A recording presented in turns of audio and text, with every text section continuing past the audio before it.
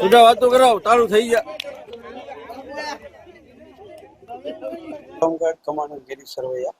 Home guard છે એ લોકો civil defence અને ડિઝાસ્ટર સાથે વર્ષોથી સંકળાયેલા છે અને સાથે મળીને આ બધી સંસ્થાઓ કામ કરે છે.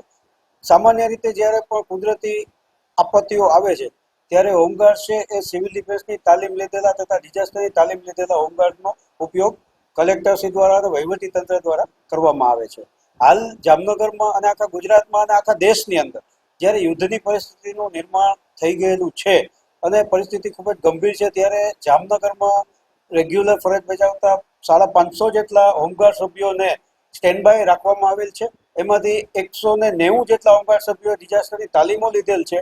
એ લોકોને તો ખૂબ જ રીતે તાકીદ કરી અને કલેક્ટરશ્રીના આદેશ બાબતે સ્ટેન્ડ બાય રાખેલ છે અને આવા હોમગાર્ડ્સને જ્યારે પણ જિલ્લા સમાહર્તાશ્રીનો હુકમ થાય ત્યારે અમો તાત્કાલિક અસરથી જે હુકમ કરે અને જે પ્રકારનો હુકમ કરે એ પ્રકારની ફરજ બજાવવા માટે અમે મોકલી આપીએ છીએ.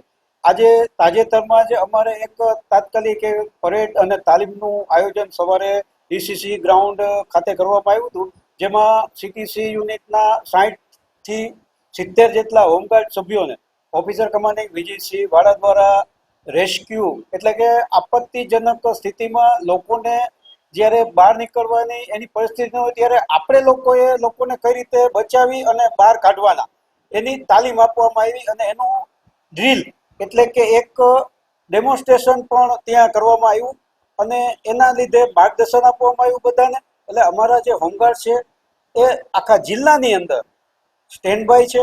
જ્યારે પણ વહીવટી તંત્રનો હુકમ થશે કે ત્યારે અમારા તમામ હોમગાર્ડ છે એ દેશ સેવા અને નિષ્કામ સેવાની ભાવના સાથે લોકોની સેવા કરવા માટે તત્પર છે.